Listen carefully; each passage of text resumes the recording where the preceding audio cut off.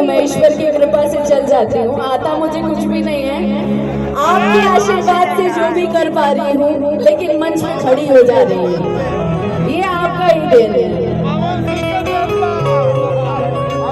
कि सावरी सुरतिया मोहनी मूरतिया बड़ा नीक लागे मीठी मीठी बतिया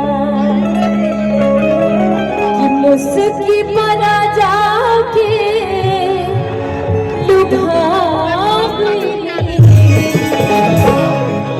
कि मुस्की पसैया के लुभा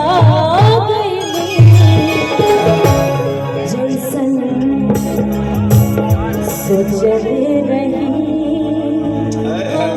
वैसन सखी रे बरमा गई